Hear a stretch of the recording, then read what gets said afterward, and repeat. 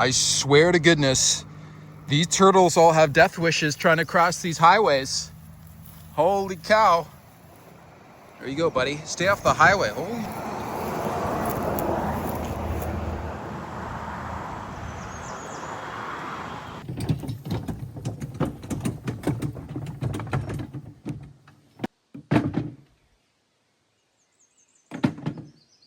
Guys, we just had our first mouse sighting in the cabin.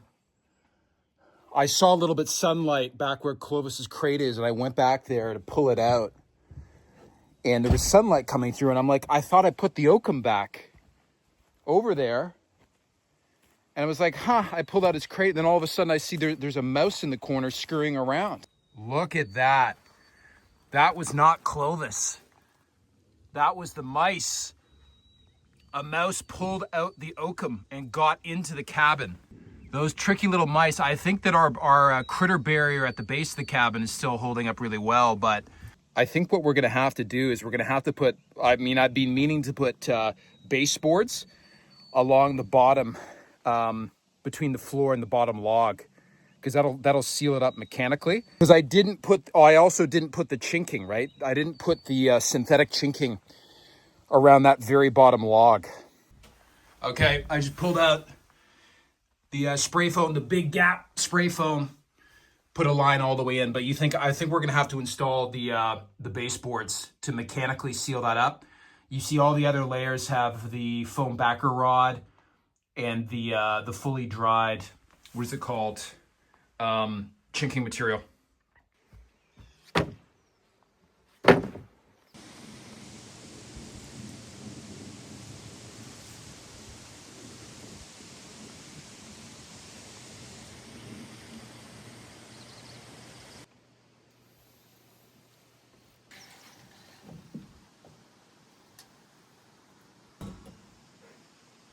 I am James ALOFS. I left the big city to build an off-grid homestead on 40 acres of Canadian wilderness.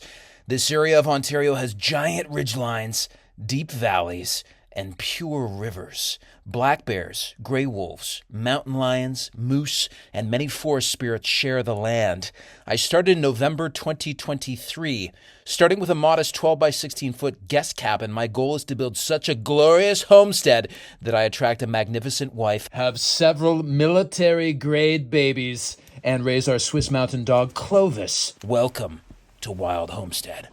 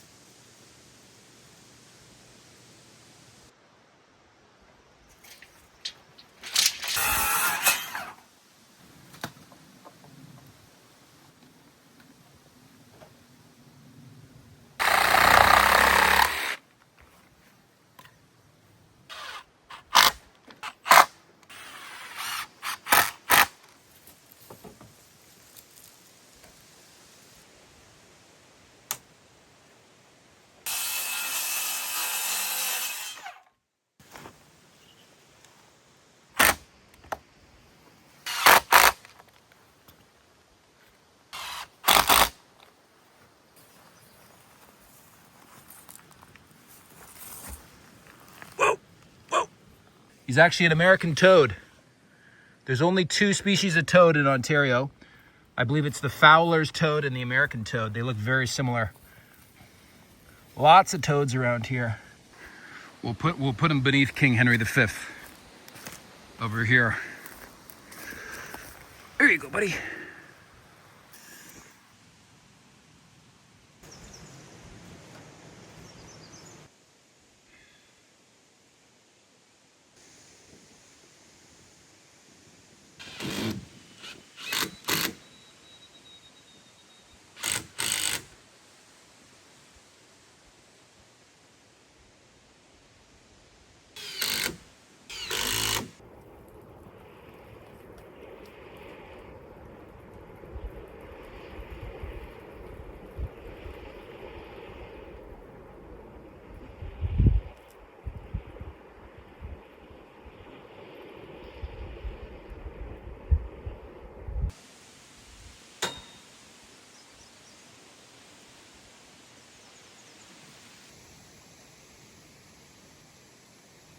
This was never filled in. And the problem, like there was kind of a cap, metal cap here. But if bugs wanted to come in here, this paper on top, once it gets over the insulated part of the cabin, it's open. So bugs could fly right in and down. But I guess it's all sealed up now, but still, I think we should spray foam, block this up.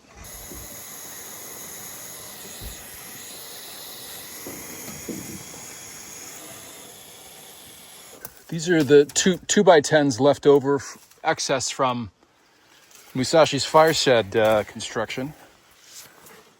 Oh yeah, man. So we used a 2x8 on top of, for the ridge board, but there's no reason we can't use a 2x10.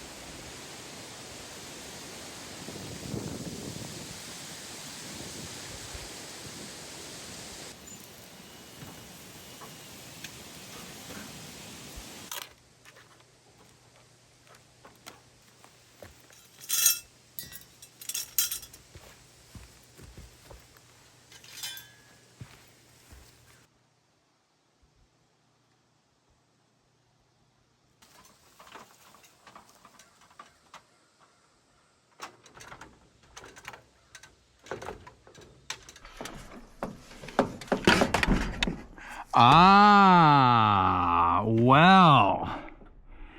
Well. That is fried in there, man. How did that happen?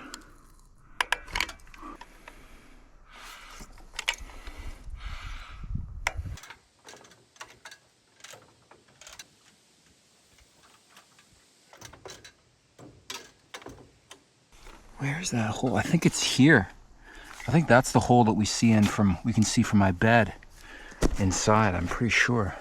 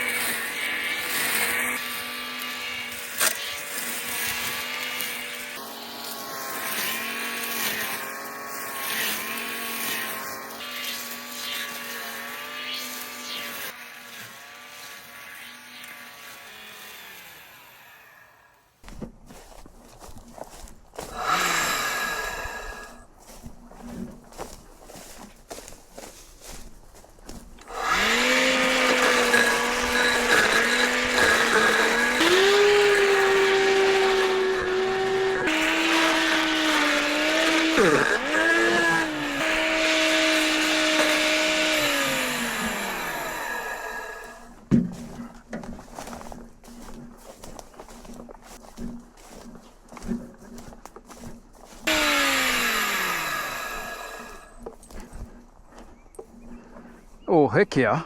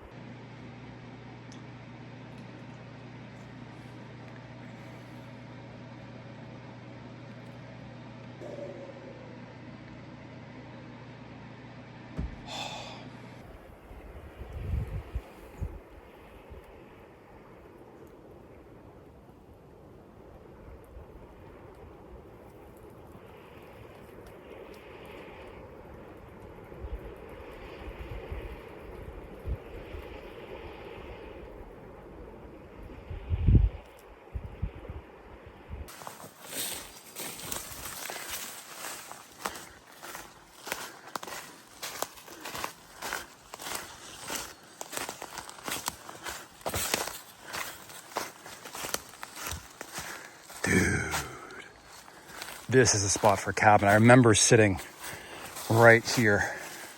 This is like right in the middle of the property, but you can see it dips way down here. So up on that ridge top there, came down to this little flat section, drops off again, and there's the creek right there.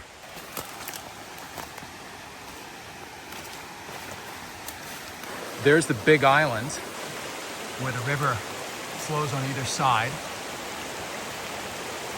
down here. And then right there is the waterfall. Holy shnikes. Oh my God.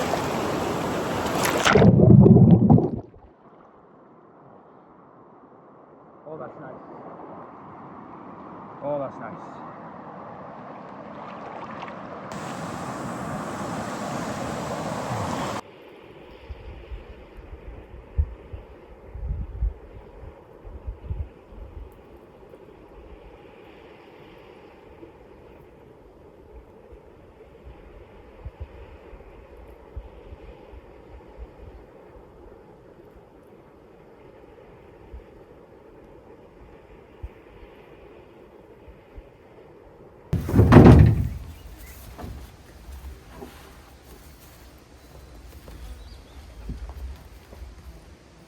Stop eating that. Stop eating that. Don't eat the stones. What are you doing? What are you doing, crazy?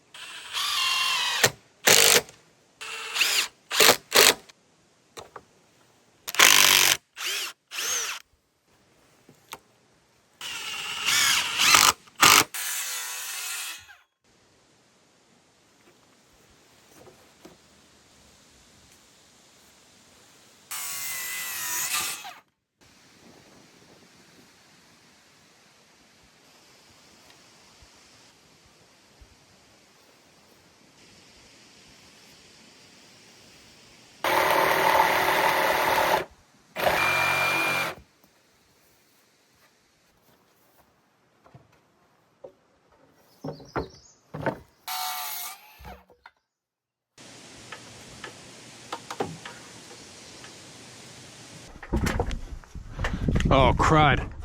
I think I used too much foam. I think I used too much foam, guys. Oh my goodness. Well, at least it's plugged up.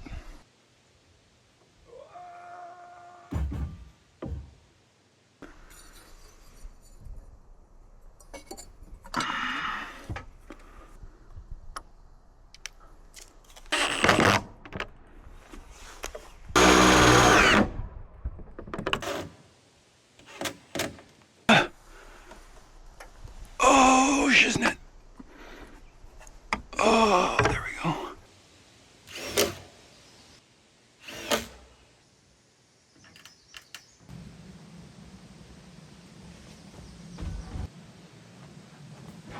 Whoa. Whoa.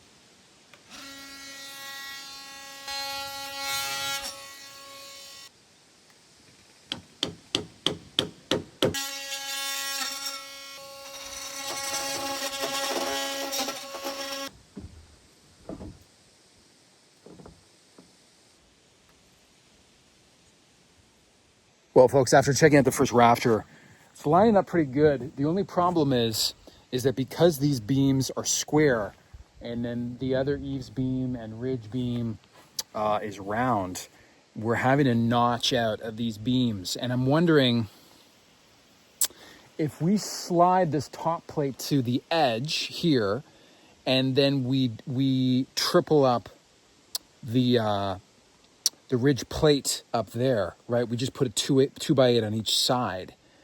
Then we won't need to notch out because it's probably weakening both of them a little bit, not very much. There's the chunk there. There's the chunk up there. It just starts to get really hard doing that when we're out here. You know what I mean? Trying to chisel away.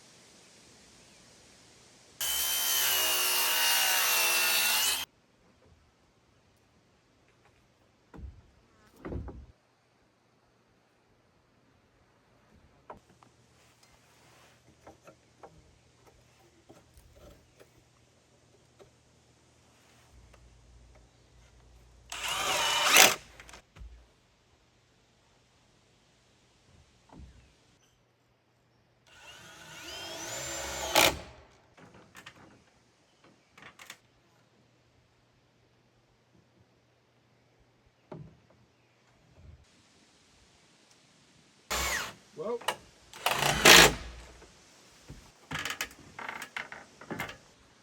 So this rafter, it took me like literally 2 hours to figure out how to cut it properly. I think it's lined up really nice. I checked it with the level at the top and the bottom.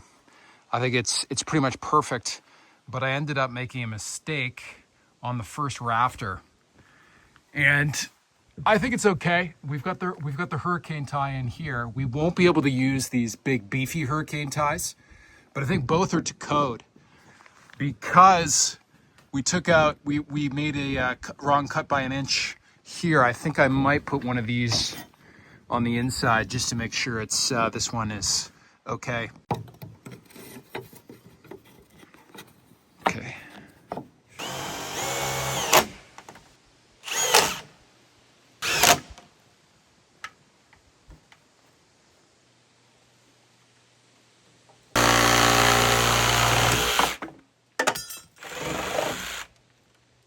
Yeah, it's a little ugly.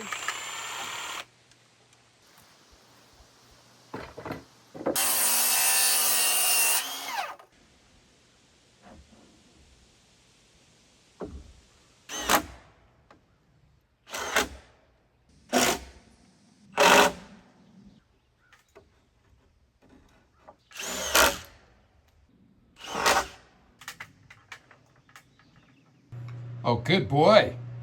You get in the crate even before I say crate. Okay, good boy.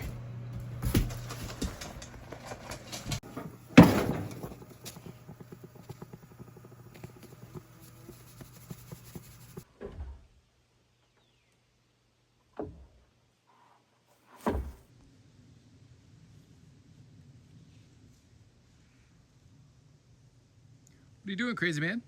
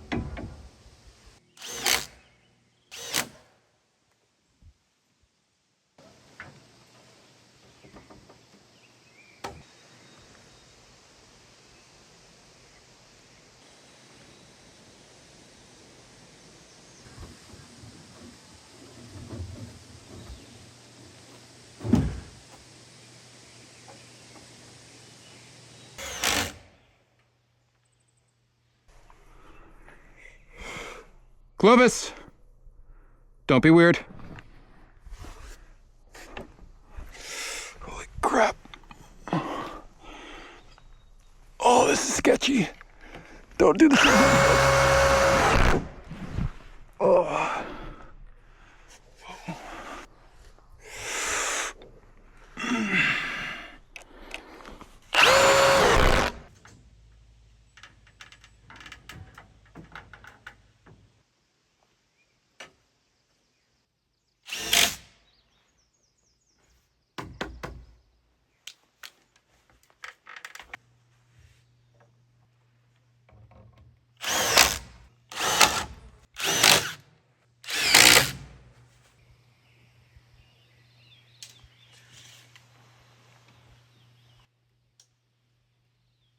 Huh. What?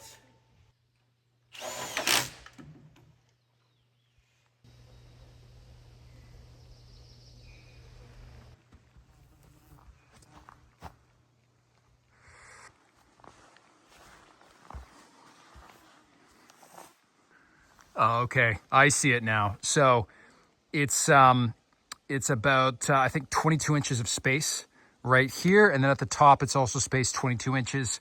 But this board, I just noticed it bows out inwards, so that's why there's that. It looks like it's not even, but it is. I decided, you know, I think it's 21 or 22 inches of space. Instead of putting like, you know, 16, these are all 16 inches on center. Instead of putting like one right there and then a second one right here. But you know what? This is the very end. Maybe we should put in another one right in the middle.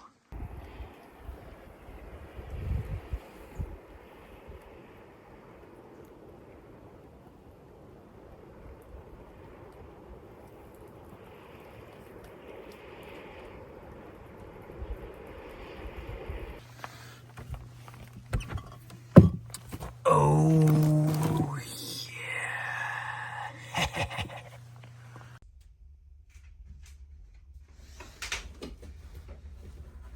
Hello. Hello. Hey.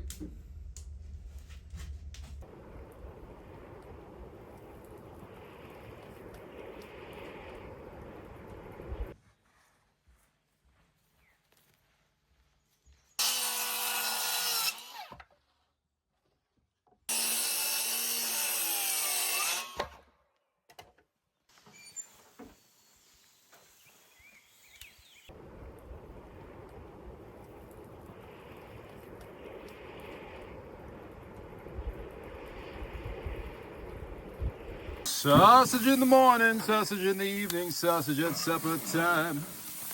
When sausage on a bagel, you can have sausage anytime. Hello.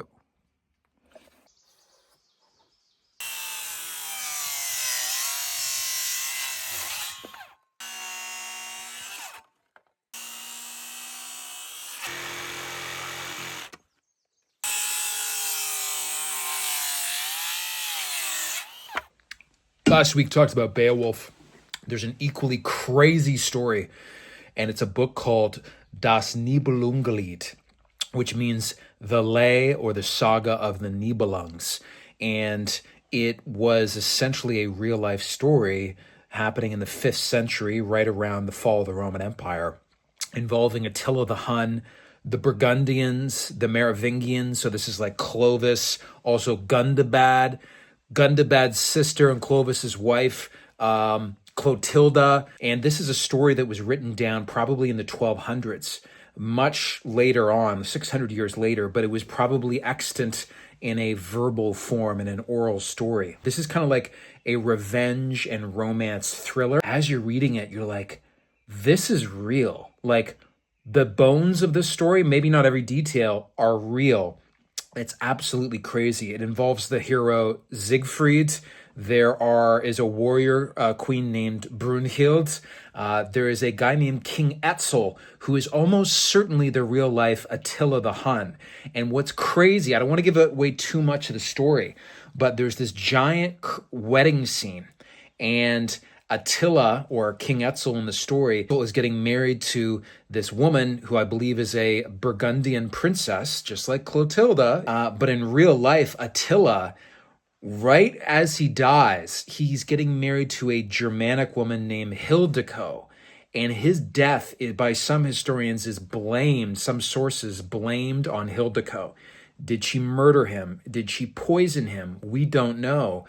But it's almost, when I'm reading this story, Das Nibelungenlied, you can get it on Amazon or any other book retailer, there's just like these tingles go down my spine. Now, if you're not familiar with the fall of the Roman Empire, I would really read one of Peter Heather's books. He's the best historian out there on the fall of the Roman Empire, kind of the 4th and 5th century AD. You gotta read that book first, one of his books. They're amazing. Read one of those books and then go read Das Nibelungenlied in English, or whatever your native tongue is, the lay or the saga of the Nibelungs. It is a fascinating story. And when you realize like a lot of this stuff actually probably happened, it makes it even cooler.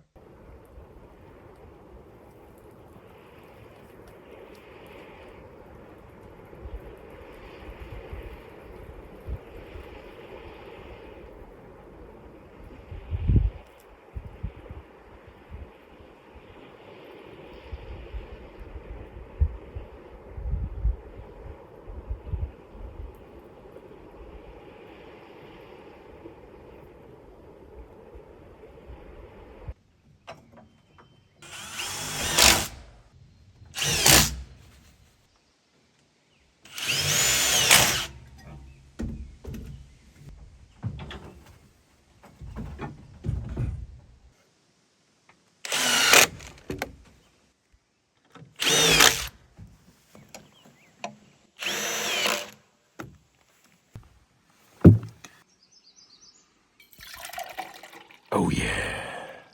I just recut the first rafter on the other side. Looks like I've spoiled 2 of the rafters. And what the problem is that, remember this beam? This eaves beam up here that was kind of offline because it was lined up with the beam below. But you see how the wall goes up, and then it curves in? Because this one's got a squiggle at the end, and I misaligned the eaves beam on this side.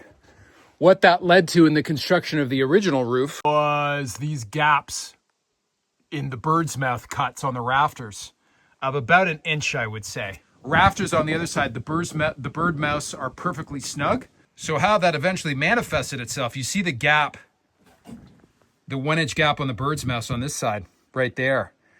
When I shifted the top plate out to be flush with the edge of the 6x6, that actually accounted for the previous gap in the rafter. So now these rafters, they're now lining up nice and snug. However, that created a problem for us on this side. When I moved the top plate out, they're very snug. It's hard to see from this angle. But what that created over here, if you can see here, there's this discrepancy. So with the original rafter, I just took them down. The bird's mouth was not in the right place. But it's just so interesting. You know, I talked about how important it is to be like plumb and square and level and everything when building out this cube for the roof extension. But the discrepancy over there, by misaligning that eaves beam on this side to the squiggly log below, that's kind of thrown this out of whack. So yeah, really making sure when you're building a roof, like the top of your structure, even if your walls going up are a little bit off canter, you know, especially using round logs, try to make sure your top level is very square.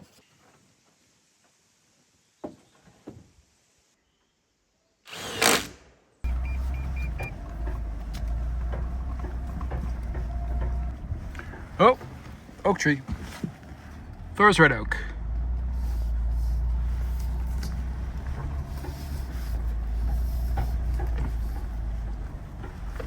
Walking past King Henry V here. Is this what I think it is? Nestled amongst these blueberry bushes? That is a northern red oak, folks. Wow. 1, 2, 3, 4, And then 5, just to the left of Clovis. Clovis, rejoice. We have another oak tree, yes. Hi. Clovis, what do you think, buddy? What do you think? Hey. What's going on back there?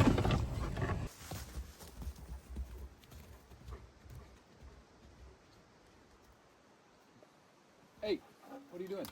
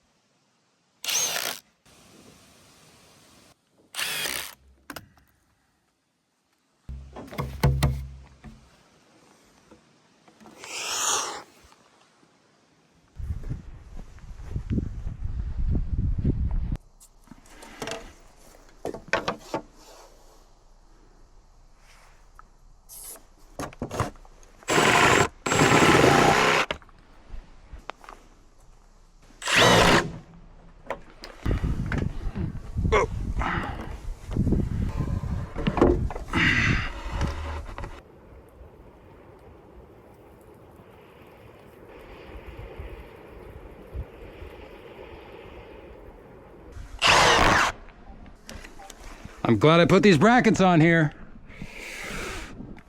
Holy cow.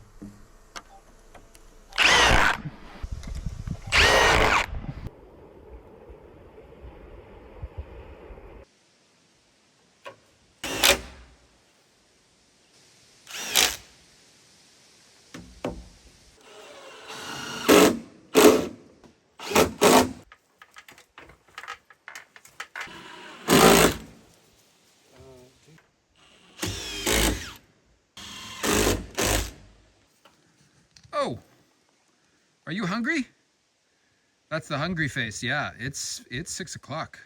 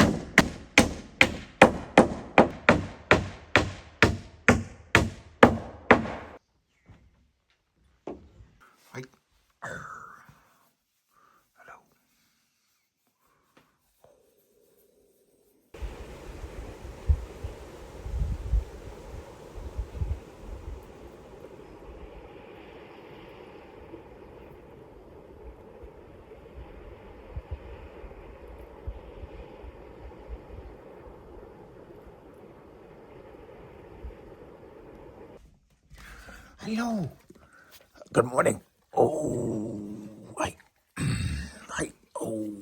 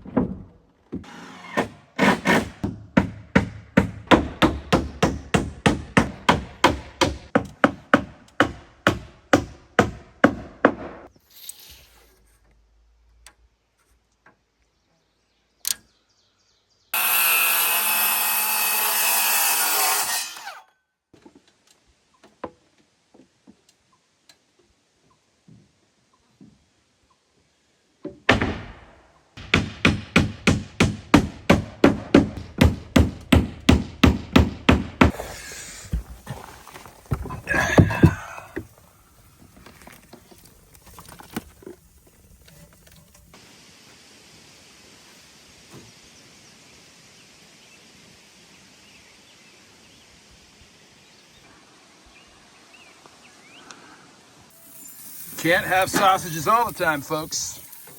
Gotta have some variety.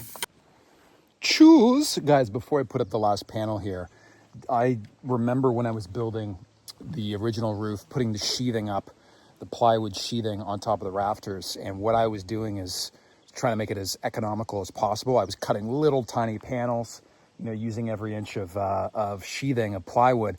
I had a number of people point out that the roof sheathing is not somewhere where you want to try to save costs and be economical on your panels. You want to use as big, you know, 4x8 sheet panels as you can, because the more contiguous, you know, plywood sheets you have, the stronger the roof is going to be.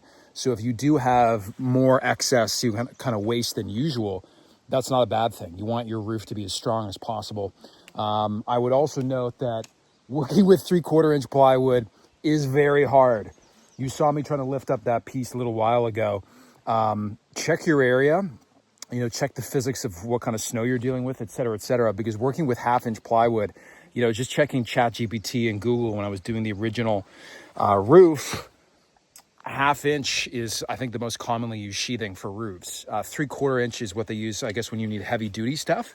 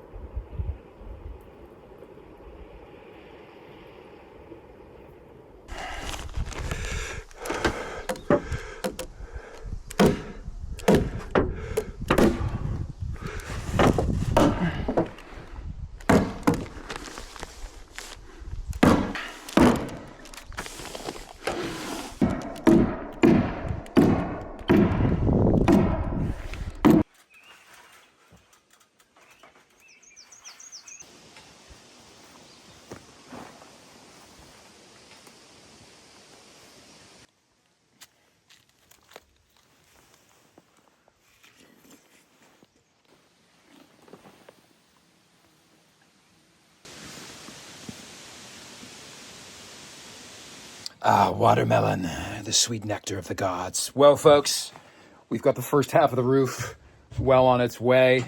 That was a bit of a tricky operation. Roofs always are. The rafters, it's a game of precision, that's for sure. But I'm liking how it's looking so far. You know, one thing I'll reiterate is, yeah, if you can use 1/2-inch plywood for your roof, I'd say do it if you're doing it alone. 3/4 inch is very tricky to maneuver. But I think it's turning out good. Now, we're getting some big storms. We have to go to edit now to publish our video for the week. But I just wanted to kind of tarp over with the rhino lining onto the other side. We're going to be getting pouring rain on Saturday and Sunday. So I won't be able to finish the roof until probably next Monday. Just to make sure it's watertight. On the rhino lining instructions, it says this is good for waterproofing for 90 days. Here's that the tractor, I think, should be coming in late next week. So I think that'll be really exciting. And we'll be able to, I'll show you the attachments, but the attachments are really gonna help us clean up this field here behind us so we can get in and access the sawmill. And hopefully in the next week or two, we'll be able to start milling our first beams and whatnot to build the forest gym. So I'm pretty pumped about that, that's for sure. Thanks for watching. Strength and honor to you all. May the gods bless you, both the old gods and the new. And folks, remember, if your loved one, even if it's your dream partner, like it's Helen of Troy, if she forces you into a decision and says, honey, you can't get a tractor. Think about all that money we could be spending elsewhere. We could be going on shopping sprees at Harrods in London. It's either me or the tractor. You're just going to have to say, Helen, babe, it's been great knowing you, but I've just got 3 words and 9 syllables for you, which are Ooga Booga.